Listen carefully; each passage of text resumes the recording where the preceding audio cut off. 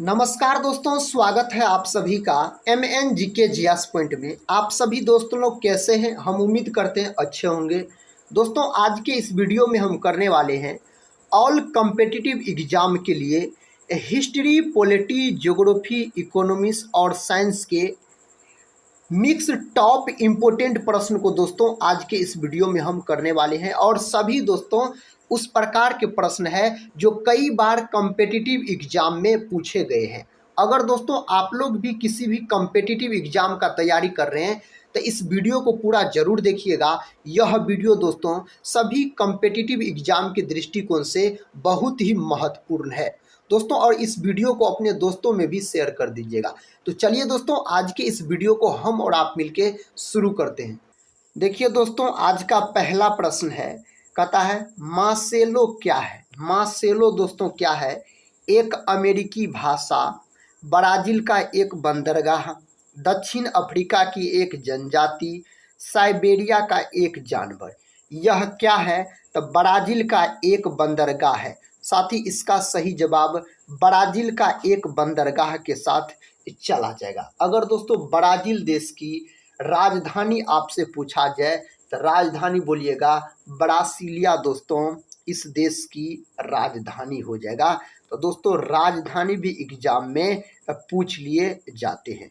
और दोस्तों याद रखिएगा, ब्राज़ील को सांपों वाला देश बोला जाता है। सांपों वाला देश अगर आपसे पूछा जाए तो आप बोलिएगा ब्राज़ील हो जाएगा सांपों वाला देश।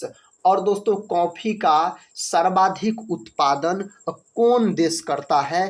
तो कॉफ़ी का सर्वाधिक उत्पादन अगर आपसे पूछा जाए तो ब्राज़ील हो जाएगा। ब्राज़ील का दोस्तों एक शहर है जो प्रसिद्ध है, जिसका नाम है रियो डी जेनेरियो। दोस्तों यह ब्राज़ील का एक शहर है। तो इतने बात दोस्तों ब्राज़ील से आप याद रख सकते हैं।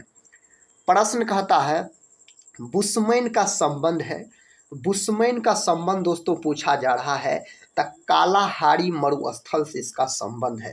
तो ऑप्शन दोस्तों बी के साथ इस प्रश्न का सही उत्तर चला जाएगा। अगर दोस्तों बुशमैन जनजाति का बात किया जाए तो यह जनजाति बोत्सवाना में पाया जाता है, कालाहारी मरुस्थल में। तो ऑप्शन दोस्तों बी के साथ इस प्रश्न का सही उत्तर चला जाएगा।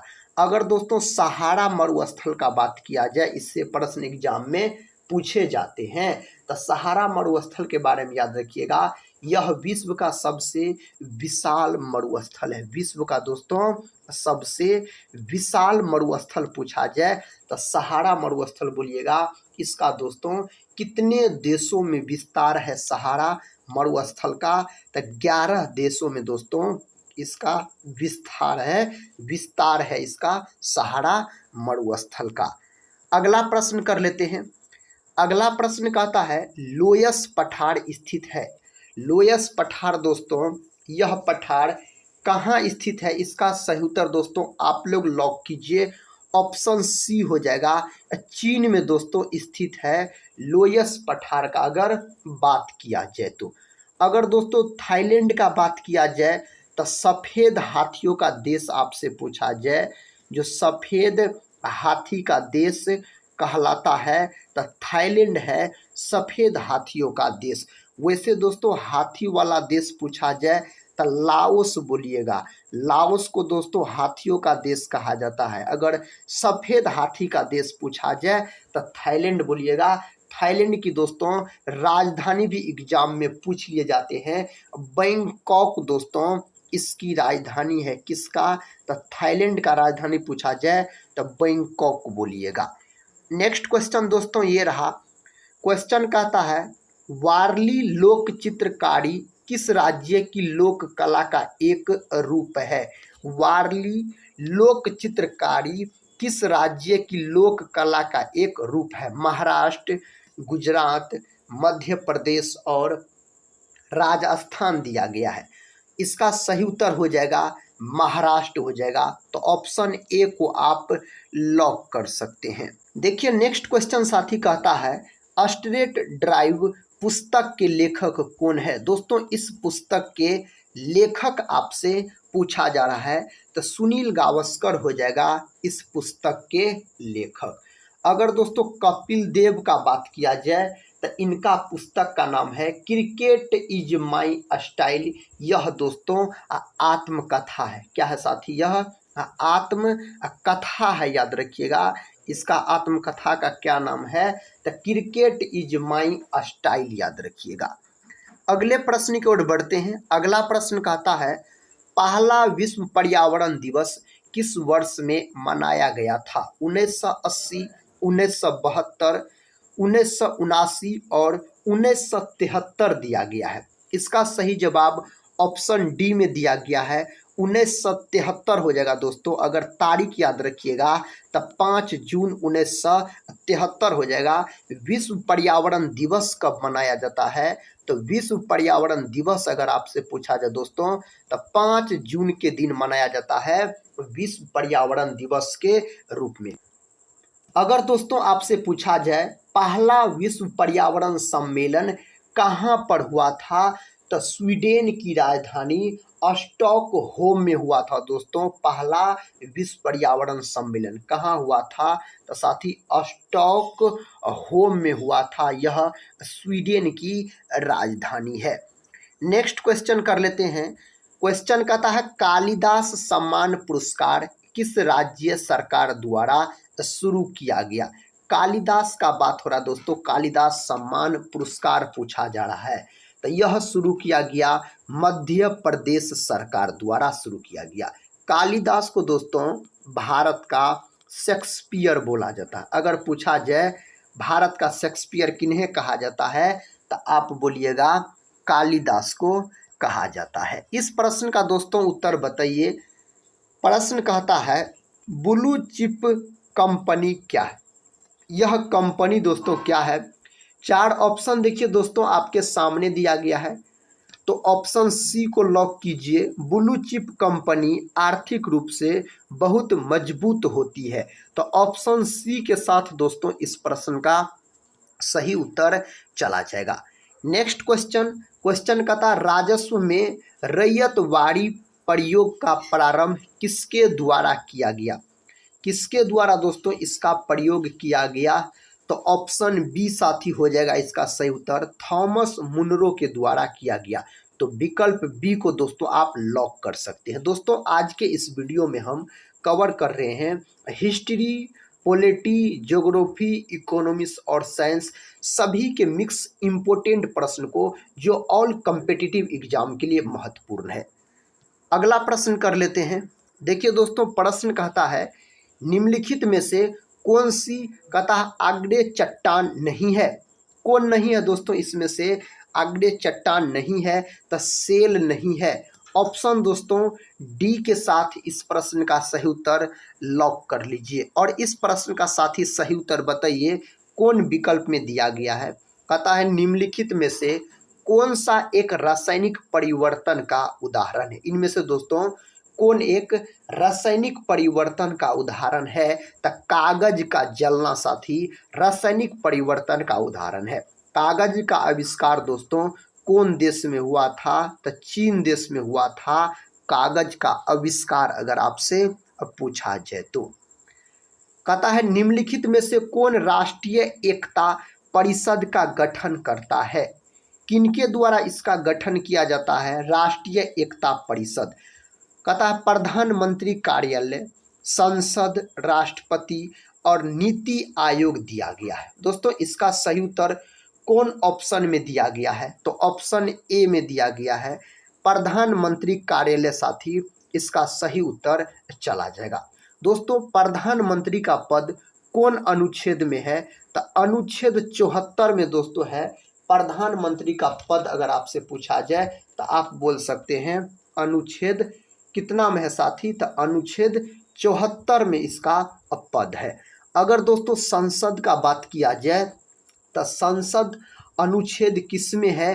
तो अनुच्छेद 79 में है संसद। संसद के दोस्तों 3 अंग होते हैं, लोकसभा, राज्यसभा और राष्ट्रपति।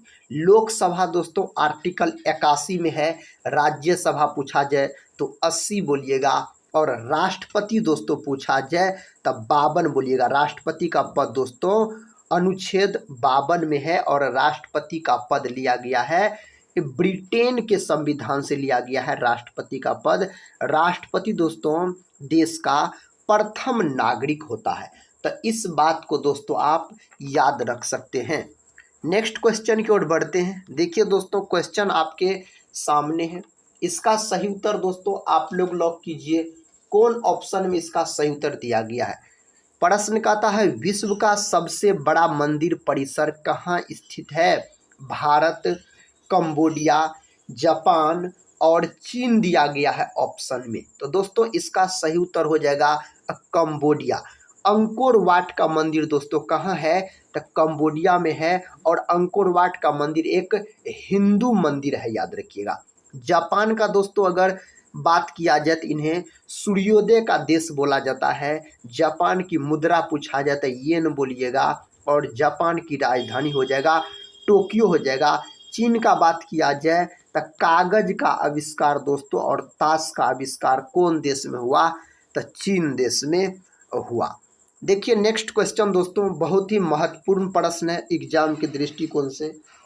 प्रश्न कहता हड़प्पा स्थल किस नदी तट पर स्थित है? सरस्वती, सिंधु, व्यास और रावी दिया गया है। इसका सही उत्तर हो जाएगा रावी नदी हो जाएगा। ऑप्शन डी को आप लॉक कर सकते हैं। अगर दोस्तों हड़प्पा सभ्यता का बात किया जाए तो हड़प्पा सभ्यता का खोज कब किया गया? इसका दोस्तों खोज किया गया 1921 ईस्वी में इसका खोज किया गया हड़प्पा सभ्यता का। किसने इसका खोज किया? तो दयाराम साहनी के द्वारा इसका खोज किया गया। हड़प्पा दोस्तों कहाँ स्थित है? तब पाकिस्तान में स्थित है। अगर हड़प्पा का बात किया जाए तो यह रावी नदी के तट पर स्थित है। नेक्स्ट क्वेश्चन ये रहा। क्वेश्चन कहता है निम्नलिखित में से कौन सा गैसीय वायु का प्रदूषण नहीं है? इनमें से दोस्तों कौन नहीं है? तो ऑप्शन हो जाएगा सी इस प्रश्न का सही उत्तर। वायुमंडल में अगर दोस्तों पूछा जाए वायुमंडल में सर्वाधिक मात्रा में कौन गैस पाया जाता है? तो नाइट्रोजन गैस पाया जाता है। कितना प्रतिशत? तो 78% पाया जाता है। तो इस बात को भी दोस्तों आप याद रख सकते हैं। ऑक्सीजन गैस पूछा जाए तो लगभग में 21% पाया जाता है। CO2 दोस्तों कार्बन डाइऑक्साइड का बात किया जाए तो 0.03% के आसपास पाया जाता है। अगला प्रश्न ये रहा।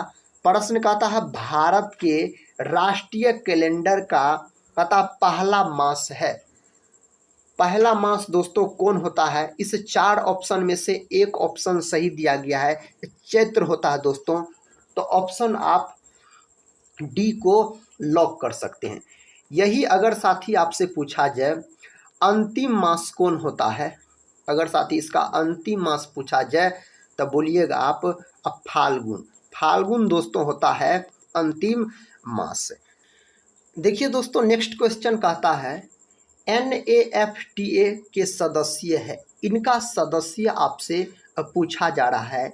USA, कनाडा और मेक्सिको हो जाएगा इनका सदस्य। तो ऑप्शन ए के साथ इस प्रश्न का सही उत्तर आप लॉक कर सकते हैं। इसका दोस्तों सही उत्तर बताइए। प्रश्न कहता सर्वप्रथम ज्ञानपीठ पुरस्कार किसे मिला था? इनमें से दोस्तों कहता है किसे मिला था सर्वप्रथम ज्ञानपीठ पुरस्कार आपसे पूछा जा रहा है।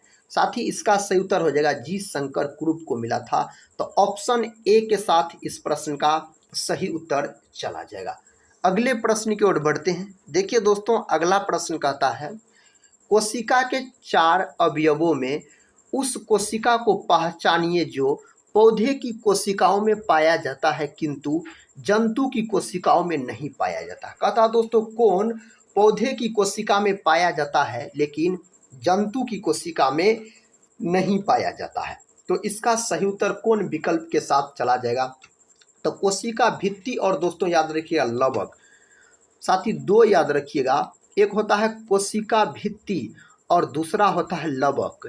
ये दोनों पाया जाता है आपको पादप कोशिका में। क्या पाया जाता है? किसमें? तो पादप कोशिका में पाया जाता है, जंतु कोशिका में नहीं पाया जाता है। तो इसका सही उत्तर हो जाएगा ऑप्शन डी हो जाएगा, लवक हो जाएगा। अगर कोशिका का बात किया जाए तो कोशिका का खोज 1665 ईस्वी में किया गया था। किनके द्वारा किया गया? रॉबर्ट हुक के द्वारा दोस्तों कोशिका का खोज किया गया था। और रॉबर्ट हुक ने दोस्तों जिस कोशिका का खोज किया था वह मृत कोशिका थी। कहता है नींबू में डाइबैक रोग डैश की कमी से होता है। किनके कमी से नींबू में डाइबैक रोग होता है? जिंक, कॉपर, मैग्नीशियम और मैग्नीज दिया गया है। इसका सही उत्तर हो जाएगा कॉपर हो जाएगा, जिनको दोस्तों तांबा बोला जाता है। कॉपर का बात किया जाए इसका प्रतीक का तो Cu होता है इसका प्रतीक, और परमाणु क्रमांक इसका कितना होता है? 29 होता है इसका परमाणु क्रमांक। जिंक की कमी से दोस्तों धान में खैरा नामक रोग हो जाता है। जिंक की कमी के कारण खैरा नामक रोग हो जाता है। और खैरा नामक रोग दोस्तों किससे संबंधित है? तो धान से संबंधित है। जिंक को दोस्तों जस्ता बोला जाता है। जिंक का प्रतीक पूछा जाए तो Zn बोलिएगा, इसका प्रतीक होता है। परमाणु क्रमांक पूछा जाए तो 30 बोल सकते हैं, इसका परमाणु क्रमांक। मैग्नीशियम का बात किया जाए दोस्तों तो क्लोरोफिल में मैग्नीशियम धातु पाया जाता है, इसका प्रतीक होता है Mg और परमाणु क्रमांक इसका 12 होता है।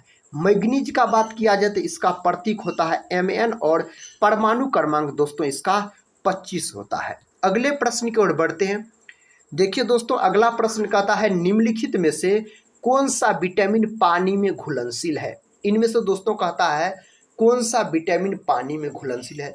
दोस्तों विटामिन दो प्रकार के होते हैं। एगो होता है जल में घुलनशील विटामिन और दूसरा होता है दोस्तों वसा में घुलनशील विटामिन। जल में दो ही विटामिन घुलनशील होता है, एक होता है विटामिन बी और दूसरा होता है विटामिन सी। ये दोनों विटामिन जल में घुलनशील होता है। बाद बाकी दोस्तों विटामिन ए का बात किया जाए, डी का बात किया जाए, ई का बात किया जाए और के का बात किया जाए तो ये सभी विटामिन वसा में घुलनशील होते हैं। तो इनमें से कौन विटामिन दोस्तों पानी में घुलनशील होता है? तो विटामिन बी हो जाएगा। तो ऑप्शन बी को आप लॉक कर सकते हैं इस प्रश्न का सही जवाब। दोस्तों विटामिन अगर ई का बात किया जाए तो विटामिन ई को सौंदर्य का विटामिन बोला जाता है। और विटामिन ई का रासायनिक नाम क्या होता है? तो टोकोफेरॉल होता है विटामिन ई का रासायनिक नाम। विटामिन डी को दोस्तों हार्मोन बोला जाता है, याद रखिएगा। हार्मोन किस विटामिन को बोला जाता है? तो विटामिन डी को बोला जाता है। विटामिन डी का रासायनिक नाम क्या होता है? तो कैल्सीफेरॉल होता है इसका रासायनिक नाम। अगर विटामिन ए का बात किया जाए तो इसका रासायनिक नाम होता है रेटिनॉल होता है, इसका प्रमुख स्रोत होता है गाजर, याद रखिएगा। अगला प्रश्न कर लेते हैं। देखिए प्रश्न आपके सामने है साथी। कहता है जरदोजी कहता है जरदोजी कढ़ाई डैश के शासनकाल में लोकप्रिय हुई थी? किसके शासनकाल में यह लोकप्रिय हुआ था? तो दोस्तों यह अकबर के शासनकाल में। तो ऑप्शन ए होगा इसका सही उत्तर। औरंगजेब का बात किया जाए साथी तो इन्हें जिंदा पीर भी बोला जाता है। किसको? तो औरंगजेब को। अकबर दोस्तों अशिक्षित बादशाह था, याद रखिए, मुगल शासक था अकबर, अशिक्षित मुगल शासक था। अगला प्रश्न कर लेते हैं। प्रश्न कहता है मनुष्य का हृदय किस झिल्ली द्वारा घिरी रहती है? मनुष्य का हृदय दोस्तों पूछा जा रहा है कौन झिल्ली द्वारा घिरा रहता है? तो इसका नाम है पेरिकार्डियम झिल्ली। ऑप्शन दोस्तों ए इस प्रश्न का सही उत्तर चला जाएगा। एक होता है दोस्तों ईसीजी होता है। ईसीजी किससे संबंधित है? तो यह संबंधित होता है हृदय से संबंधित होता है। एक होता है दोस्तों ईईजी होता है। तो ईईजी किससे संबंधित होता है? यह मस्तिष्क से संबंधित होता है। नेक्स्ट क्वेश्चन कर लेते हैं।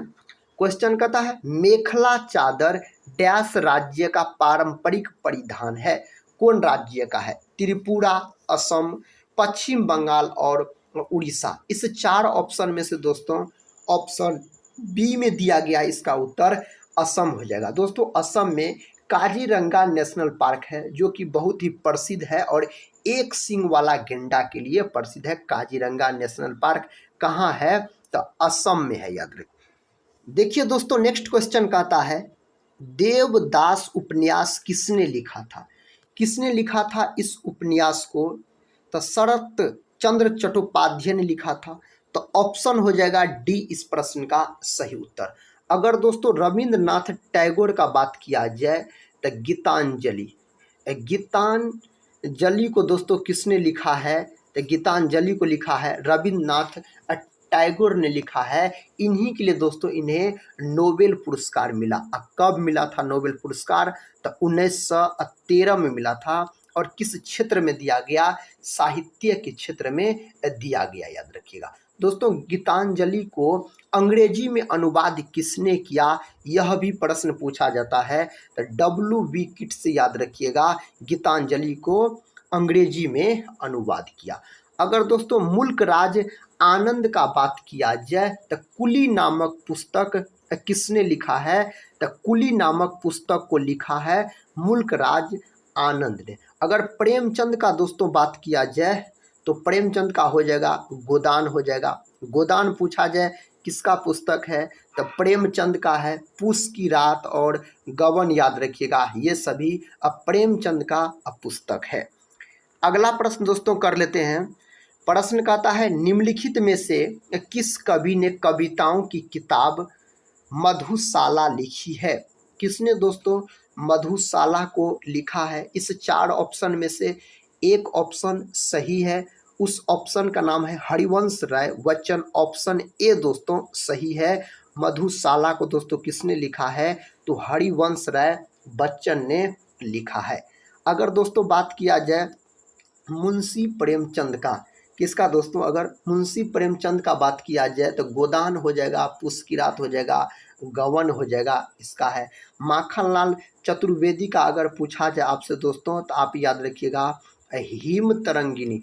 हिम तरंगिनी दोस्तों किसने लिखा है? तो माखनलाल चतुर्वेदी ने लिखा है इसको।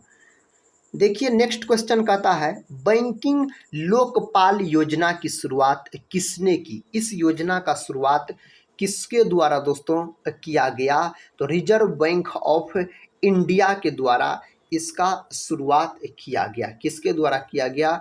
रिजर्व बैंक ऑफ इंडिया के द्वारा किया गया, जिसको RBI बोला जाता है। और साथ ही कब किया गया था? तो 2006 में इन्हें शुरू किया गया था। अगला प्रश्न कर लेते हैं। देखिए अगला प्रश्न कहता है लोकसभा की प्रथम महिला महासचिव थी। लोकसभा की प्रथम महिला महासचिव कौन थी? तो स्नेहलता श्रीवास्तव हो जाएगा। कौन हो जाएगा? स्नेहलता श्रीवास्तव इस प्रश्न का सही उत्तर चला जाएगा। अगले प्रश्न की ओर बढ़ते हैं। प्रश्न कहता दोस्तों, कहता मरणोपरांत भारत रत्न से सम्मानित प्रथम व्यक्ति थे। क्या नाम है उस व्यक्ति का? तो लाल बहादुर शास्त्री नाम है। तो ऑप्शन डी हो जाएगा इस प्रश्न का सही उत्तर। लाल बहादुर शास्त्री को दोस्तों शांति पुरुष के नाम से भी जाना जाता है। इसको लाल बहादुर शास्त्री को शांति पुरुष के नाम से जाना जाता है। जय जवान जय किसान का नारा किसने दिया? तो लाल बहादुर शास्त्री के द्वारा दिया गया था। कहता है बैडमिंटन का जाल केंद्र में कितना ऊंचा होता है? बैडमिंटन का जाल केंद्र कितना ऊंचा होता है? दोस्तों इसका सही उत्तर हो जाएगा 5 फुट ऊंचा होता है। तो ऑप्शन बी के साथ इस प्रश्न का सही उत्तर चला जाएगा। अगला प्रश्न कर लेते हैं। कहता है किसने यात्रियों के लिए कहता व्हाट्सएप फूड डिलीवरी सुविधा शुरू की है? किसने दोस्तों शुरू किया है? तो इसको शुरू किया है इंडियन रेलवे।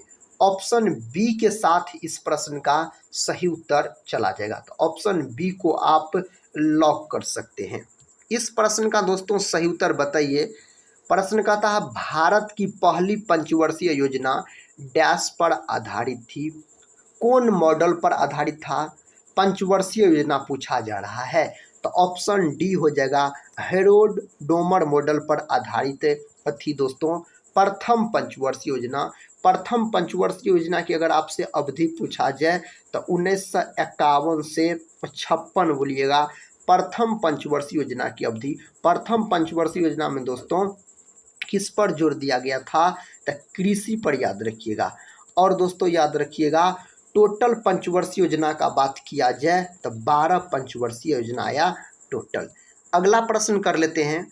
प्रश्न कहता है भारत के निम्नलिखित में से किस राज्य में फ्लेमिंगो त्योहार आयोजित किया जाता है। भारत के कहता है कौन राज्य में फ्लेमिंगो त्योहार आयोजित किया जाता है। मिजोरम, आंध्र प्रदेश, नागालैंड और सिक्किम दिया गया है। तो आंध्र प्रदेश हो जाएगा। आंध्र प्रदेश भाषा के आधार पर बनने वाला सबसे पहला राज्य भी है। और आंध्र प्रदेश राज्य का शास्त्रीय नृत्य अगर दोस्तों आपसे पूछा जाए तो आप बोल सकते हैं कुचिपुड़ी। और कुचिपुड़ी दोस्तों किस राज्य की शास्त्रीय नृत्य है, तो आंध्र प्रदेश राज्य की शास्त्रीय नृत्य है। नेक्स्ट क्वेश्चन कर लेते हैं। क्वेश्चन कहता है भारतीय खिलाड़ी अरुणा मिश्रा कौन सा खेल खेलती है। कौन खेल दोस्तों खेलती है। टेबल टेनिस, हॉकी, मुक्केबाजी और क्रिकेट। तो कौन खेल खेलता है, तो मुक्केबाजी खेलता है। ऑप्शन हो जाएगा सी इसका सही उत्तर। हॉकी का बात किया जाए तो हॉकी खेल दोस्तों भारत का राष्ट्रीय खेल है और हॉकी का जादूगर मेजर ध्यानचंद को बोला जाता है। और मेजर ध्यानचंद के जन्म दिवस को खेल दिवस के रूप में मनाया जाता है। 29 अगस्त को दोस्तों खेल दिवस के रूप में मनाया जाता है। क्रिकेट का जन्मदाता दोस्तों कौन देश को बोला जाता है, तो इंग्लैंड को बोला जाता है क्रिकेट का जन्मदाता अगर पूछा जाए तो। अगला प्रश्न देखिए कहता है वाजिद अली शाह के संरक्षण में 19वीं शताब्दी डैश का एक स्वर्ण युग देखा। बताइए दोस्तों इसका सही उत्तर कौन विकल्प में दिया गया है, तो इसका सही उत्तर विकल्प बी में दिया गया है। कथक हो जाएगा इस प्रश्न का सही उत्तर। नेक्स्ट क्वेश्चन कर लेते हैं। कहता है भारतीय संविधान के अनुसार जीवन और व्यक्तिगत स्वतंत्रता का अधिकार डैश है। क्या है दोस्तों, इस 4 ऑप्शन में से ऑप्शन ए को दोस्तों आप लॉक कीजिए। एक व्यक्ति का मौलिक अधिकार हो जाएगा। मौलिक अधिकार को दोस्तों अमेरिका के संविधान से हमारे संविधान में लिया गया है मौलिक अधिकार को। और मौलिक कर्तव्य को दोस्तों रूस के संविधान से लिया गया है मौलिक कर्तव्य को।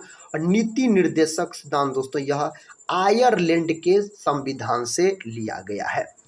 नेक्स्ट क्वेश्चन कर लेते हैं। क्वेश्चन कहता है निम्नलिखित में से किस विटामिन की कमी से रिकेट्स नामक रोग हो जाता है। Vitamin A, vitamin B, vitamin C और विटामिन डी। विटामिन ए की कमी के कारण दोस्तों रतौंधी नामक रोग हो जाता है। विटामिन ए की कमी कारण इसका प्रमुख स्रोत होता है गाजर। विटामिन बी के बारे में बात किया जाए तो वेरी होता है। विटामिन सी के कमी से दोस्तों स्कर्वी नामक रोग हो जाता है। और विटामिन डी के कमी कारण रिकेट्स नामक रोग हो जाता है और सूखा रोग भी इन्हें बोला जाता है। ऑप्शन डी हो जाएगा इसका सही जवाब। अगला प्रश्न दोस्तों ये रहा। प्रश्न का था कौन सा अम्ल हमारे शरीर में पाचन क्रिया में सहायक है, तो हाइड्रोक्लोरिक अम्ल है। हाइड्रोक्लोरिक अम्ल का अनुसूत्र पूछा जाए तो HCl हो जाएगा। मनुष्य के पेट में कौन अम्ल पाया जाता है, हाइड्रोक्लोरिक अम्ल पाया जाता है। सल्फ्यूरिक अम्ल का बात किया जाए तो इसका अनुसूत्र होता है H2SO4 होता है। एसिटिक अम्ल दोस्तों सिरका में पाया जाता है। सिरका में कौन अम्ल पाया जाता है, तो एसिटिक अम्ल पाया जाता है सिरका में। नेक्स्ट क्वेश्चन कहता है मानव के पाचन तंत्र में पाचन की प्रक्रिया कहाँ से प्रारंभ होती है। कहाँ से दोस्तों यह प्रारंभ होता है, तो मुख गुहिका से प्रारंभ होता है। विकल्प बी दोस्तों इस प्रश्न का उत्तर चला जाएगा। प्रश्न कहता है नासा के मानवर रहित यान जूनो ने किस ग्रह का परीक्षण किया। बुध, शुक्र, शनि और बृहस्पति दिया गया है। दोस्तों इस प्रश्न का सही उत्तर बताइए। कहता है नासा के मानवर हित यान जूनो ने किस ग्रह का परीक्षण किया है। कौन ग्रह का परीक्षण किया है, तो बृहस्पति ग्रह का। सौर मंडल का दोस्तों सबसे बड़ा ग्रह कौन है, अगर पूछा जाए सौर मंडल का सबसे बड़ा ग्रह तो बोलिएगा बृहस्पति हो जाएगा। और छोटा ग्रह पूछा जाए तो बुध हो जाएगा। शुक्र के बारे में बात किया जाए तो यह चमकीला ग्रह होता है। सबसे चमकीला ग्रह दोस्तों शुक्र ग्रह है। इन्हें सुबह और शाम का तारा भी बोला जाता है। अगला प्रश्न कहता है हाल ही में रक्षा अनुसंधान एवं विकास संगठन जिसको DRDO बोला जाता है कहता द्वारा विकसित मानव रहित टैंक का नाम क्या है। इसका दोस्तों क्या नाम है, मंत्रा इसका नाम है। तो ऑप्शन दोस्तों बी को आप लॉक कर सकते हैं। इस प्रश्न का सही उत्तर हो जाएगा मंत्रा हो जाएगा। निम्न तत्वों में से कहता किसमें न्यूट्रॉन नहीं होता है, ऑक्सीजन, नाइट्रोजन, हाइड्रोजन, तांबा। हाइड्रोजन में दोस्तों न्यूट्रॉन नहीं होता, हाइड्रोजन का प्रतीक होता है H और परमाणु क्रमांक इसका 1 होता है। इसमें न्यूट्रॉन की संख्या 0 होता है, न्यूट्रॉन नहीं होता है। हाइड्रोजन को आवारा तत्व के नाम से जाना जाता है, याद रखिएगा। हाइड्रोजन का खोज दोस्तों हेनरी कैवेंडिश नामक वैज्ञानिक के द्वारा किया गया और हाइड्रोजन के 3 समस्थानिक होते हैं। कहता एंगस्ट्रम इकाई है तो तरंग दैर्घ्य की इकाई है एंगस्ट्रम। तरंग दैर्घ्य को दोस्तों लेमडा से सूचित किया जाता है और 1 एंगस्ट्रम कितने मीटर के बराबर होता है, 10⁻⁻10 मीटर के बराबर होता है 1 एंगस्ट्रम, अगर आपसे पूछा जाए तो। इस प्रश्न का दोस्तों उत्तर आप लोग बताइए। छोटा सा प्यारा सा प्रश्न है। कहता आवृत्ति को नापा जाता है किसमें दोस्तों, आवृत्ति को मापा जाता है तो हर्ट्ज में मापा जाता है। इसको बोला जाता है HZ बोला जाता है हर्ट्ज को। अगला प्रश्न देखिए दोस्तों, प्रश्न कहता है ट्राइग्लिसराइड क्या है, प्रोटीन, कार्बोहाइड्रेट, वसा और खनिज क्या होता है, तो वसा होता है। प्रोटीन के बारे में बात किया जाए तो प्रोटीन दोस्तों अमीनो अम्ल से बना होता है और प्रोटीन का खोज बर्जिलियस नामक वैज्ञानिक के द्वारा 1838 ईस्वी में किया गया। अब प्रोटीन का फैक्टरी पूछा जाए तो बोल सकते हैं राइबोसोम। राइबोसोम को दोस्तों प्रोटीन का फैक्टरी बोला जाता है। प्रोटीन की कमी के कारण क्वासियरकोर और मेरास्मस नामक बीमारी हो जाता है। नेक्स्ट क्वेश्चन साथी कहता है ब्रिटिश पार्लियामेंट में चुना जाने वाला प्रथम भारतीय कौन था।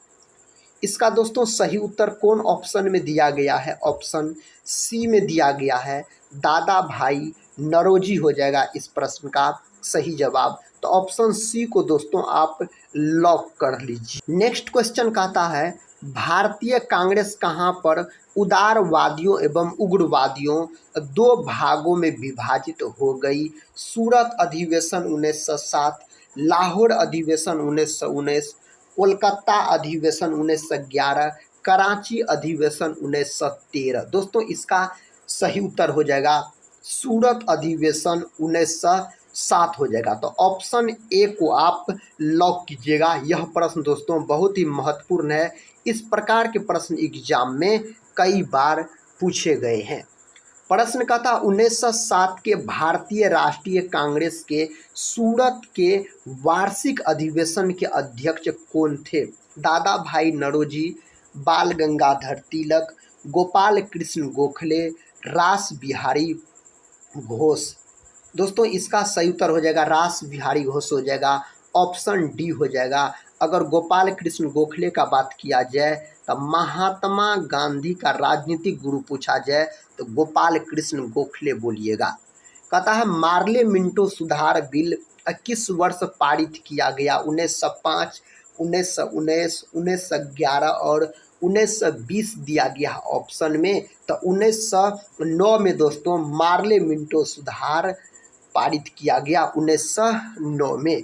देखिए नेक्स्ट क्वेश्चन कहता है 1909 के इंडियन काउंसिल एक्ट में किस बात की व्यवस्था की गई थी। कौन बात का दोस्तों व्यवस्था किया गया, तो सांप्रदायिक प्रतिनिधित्व का व्यवस्था किया गया। तो ऑप्शन बी को आप लॉक कर सकते हैं इसका सही जवाब। नेक्स्ट प्रश्न ये रहा, कहता है जौनपुर शहर की स्थापना किसने की थी। दोस्तों अब की बार प्रश्न आपसे पूछा जा रहा है जौनपुर शहर की स्थापना किसके द्वारा किया गया। फिरोज शाह तुगलक के द्वारा दोस्तों जौनपुर शहर का स्थापना किया गया। तो विकल्प दोस्तों बी हो जाएगा इस प्रश्न का सही उत्तर। इस प्रश्न का दोस्तों उत्तर बताइए प्रश्न कहता है कोयला किस प्रकार का चट्टान है। कोयला दोस्तों कौन प्रकार का चट्टान है। इस 4 ऑप्शन में से ऑप्शन डी दिया गया है, अवसादी चट्टान है। कोयला का दोस्तों बात किया जाए तो कोयला के 4 प्रकार होता है। सबसे उच्चतम कोटि का कोयला एंथ्रासाइट होता है, जिसमें कार्बन की प्रतिशत मात्रा लगभग में 90% होता है। सबसे अधिक कार्बन की प्रतिशत मात्रा एंथ्रासाइट कोयला में पाया जाता है। सबसे घटिया किस्म का कोयला पूछा जाए तो पीट बोलिएगा दोस्तों। और भूरा कोयला साथी किसे बोला जाता है, लिग्नाइट को भूरा कोयला बोला जाता है। दोस्तों मुलायम कोयला पूछा जाए तो बिटुमिनस को मुलायम कोयला के नाम से जाना जाता है। कहता प्रायद्वीपीय भारत की सबसे ऊंची चोटी कौन सी है। इनमें से दोस्तों बताइए इसका सही उत्तर, तो अनाई मुडी हो जाएगा। ऑप्शन दोस्तों बी के साथ इस प्रश्न का सही उत्तर लॉक हो जाएगा। नेक्स्ट प्रश्न साथी छोटा सा प्यारा सा प्रश्न कहता लक्षद्वीप निर्मित है। बताइए दोस्तों इसका सही जवाब पड़वाल भित्ति से निर्मित है। ऑप्शन बी दोस्तों इसका सही उत्तर हो जाएगा। अगला प्रश्न कहता है भारत में कहता है किसने स्थानीय स्वशासन को लागू किया था। Lord Dufferin, Lord Lytton, Lord Ripon और लॉर्ड कर्जन दिया गया है ऑप्शन में। दोस्तों इसका सही जवाब ऑप्शन सी में दिया गया है, लॉर्ड रिपन ने लागू किया था भारत में स्थानीय स्वशासन को। अगले प्रश्न की ओर बढ़ते हैं। प्रश्न कहता है सिराजुद्दौला की हार डैश के युद्ध में हुई थी। कौन युद्ध में हुआ था। बक्सर के युद्ध, बॉन्डीवॉस का युद्ध, पलासी का युद्ध। दोस्तों इस प्रश्न का सही उत्तर कौन ऑप्शन में दिया गया है, तो ऑप्शन सी में दिया गया है, पलासी का युद्ध हो जाएगा। दोस्तों पलासी का युद्ध कब हुआ था, तो 1757 में हुआ था पलासी का युद्ध, अगर आपसे पूछा जाए तो। यूरेनियम का कौन सा आइसोटोप न्यूक्लियर रिएक्टर में होने वाली श्रृंखला प्रतिक्रिया को जारी रखने की क्षमता रखता है। बताइए दोस्तों इस प्रश्न का सही उत्तर कौन ऑप्शन में दिया गया है। कौन ऑप्शन में दिया गया है, ऑप्शन सी में U-335 यूरेनियम 335 इसका सही उत्तर हो जाएगा। अगला प्रश्न कहता भारत सरकार अधिनियम 1919 की सबसे महत्वपूर्ण बात जो उस अधिनियम से प्रारंभ की गई थी वह था। दोस्तों इसका सही उत्तर हो जाएगा द्वैध शासन हो जाएगा। ऑप्शन दोस्तों ए के साथ इस प्रश्न का सही जवाब चला जाएगा। नेक्स्ट क्वेश्चन कहता है मेरी कविता मेरे गीत कविता संग्रह किसके द्वारा रचित है। यह दोस्तों किनके द्वारा रचित है, तो पद्मा सचदेव के द्वारा रचित है। तो ऑप्शन दोस्तों ए में इस प्रश्न का उत्तर दिया गया है, तो ऑप्शन ए को आप लॉक कर सकते हैं। साथ ही इसका उत्तर बताइए। प्रश्न कहता है अवध में किसानों का नेतृत्व किसने किया था। अवध में दोस्तों किसानों का नेतृत्व किनके द्वारा किया गया, तो किया गया बाबा रामचंद्र के द्वारा। तो ऑप्शन सी हो जाएगा इस प्रश्न का सही उत्तर। अगला प्रश्न कर लेते हैं। प्रश्न कहता संविधान के किस अनुच्छेद में देवनागरी लिपि में हिंदी को राजभाषा घोषित किया गया। किस अनुच्छेद में दोस्तों किया गया। अनुच्छेद 347, अनुच्छेद 348, अनुच्छेद 343, अनुच्छेद 345। तो अनुच्छेद 343 हो जाएगा इसका सही उत्तर। नेक्स्ट क्वेश्चन ये रहा। क्वेश्चन कहता हड्डी और पेशी को जोड़ता है। हड्डी को दोस्तों पेशी से कौन जोड़ने का काम करता है, तो कंडरा दोस्तों जोड़ने का काम करता है इसको। अगला प्रश्न कहता है निम्न में से कौन सी ग्रीन हाउस गैस नहीं है। इनमें से दोस्तों कौन सी ग्रीन हाउस गैस नहीं है। Carbon dioxide, sulphur dioxide, methane और नाइट्रोजन दिया गया है। तो नाइट्रोजन दोस्तों नहीं है इनमें से। ग्रीन हाउस गैस आपसे पूछा जा रहा है। कहता शुद्ध पानी का पीएच है। शुद्ध पानी का दोस्तों पीएच मान कितना होता है, तो 7 होता है इसका पीएच मान अगर पूछा जाए तो। अगला प्रश्न दोस्तों और इस वीडियो का अंतिम प्रश्न है। कहता है निम्न में से कौन सा हार्मोन आपातकाल हार्मोन है। तो आपातकाल हार्मोन एड्रिनल हार्मोन को बोला जाता है। तो ऑप्शन हो जाएगा बी इस प्रश्न का सही उत्तर। दोस्तों आज के इस वीडियो में हम history, polity, geography, economics, science सभी के मिक्स दोस्तों हम टोटल 65 प्रश्न को डिस्कस किए। सभी प्रश्न एग्जाम के दृष्टिकोण से बहुत ही महत्वपूर्ण थे दोस्तों। तो साथ ही आज के इस वीडियो में आपका स्कोर क्या रहा आप लोग कमेंट बॉक्स में ज़रूर बताइएगा। दोस्तों आज के इस वीडियो को हम यहीं पर समाप्त करते हैं और मिलते हैं नेक्स्ट वीडियो में। तब तक के लिए जय हिंद।